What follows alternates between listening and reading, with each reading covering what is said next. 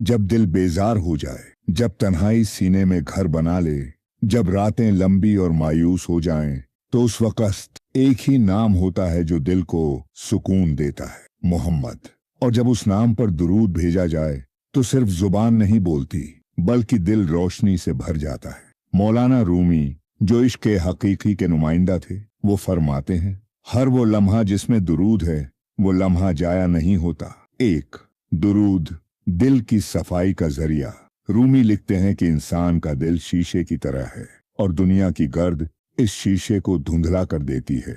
गुनाह, गफलत और खुद परस्ती दिल को झंगालूद कर देती है, मगर एक चीज है जो उस दिल को फिर से चमका देती है, दुरूद पाक। दुरूद उस पानी की तरह है जो शीशे पर पड़े गर्द को साफ करता है और उसे ऐसा चमकाता है कि उसमें हक का नूर झलकने लगता है। दो, दुरूद इश्क का सबसे आला इजहार।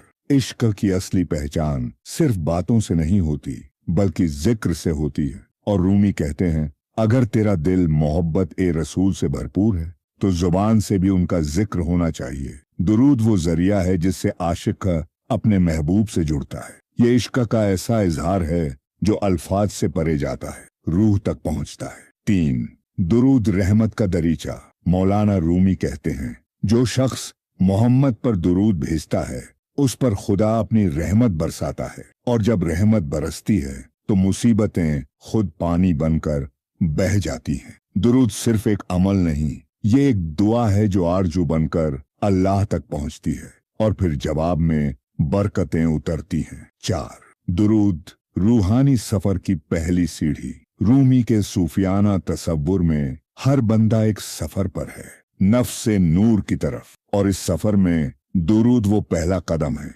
जो इंसान को फानी से बाकी की जानिब ले जाता है। दुरूद एक दरवाजा है जो दुनिया की रोशनियों से आगे रूहानी जहानों तक खुलता है। पांच, दुरूद अल्लाह से करीबी का सबब। रूमी फरमाते हैं, अगर तू चाहता है कि अल्लाह तुझसे राजी हो जाए तो उस हस्ती से मोहब्बत कर जिससे अल्लाह खुद मोहब्बत करता है। दुरूद पढ़ना अल्लाह से इनडायरेक्टली बात करना है, उसके सबसे अजीज की तारीफ करके।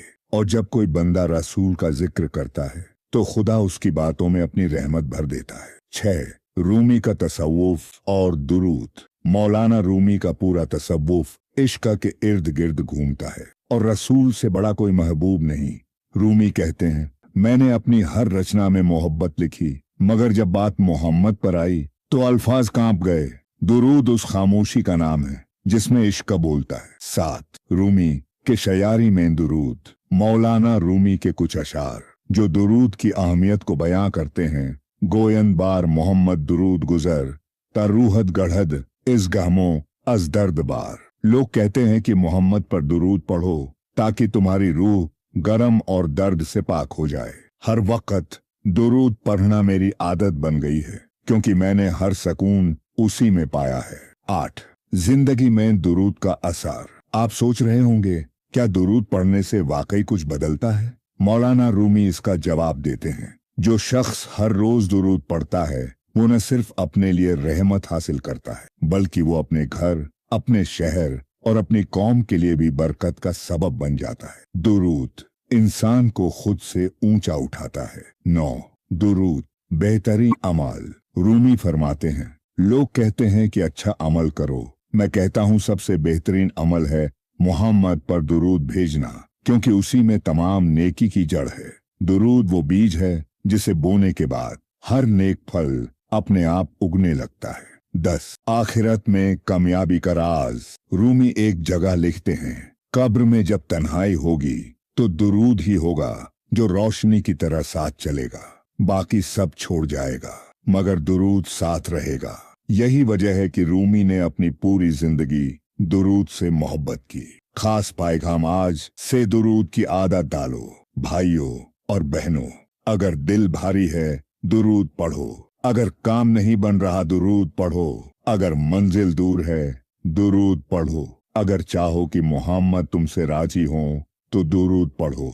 या अल्लाह मोहम्मद और उनकी आले पर रहमत भेज। रूमी कहता है, जो दिल मोहम्मद के जिक्र से रोशन हो जाए वो दिल कभी अंधेरा नहीं रहता।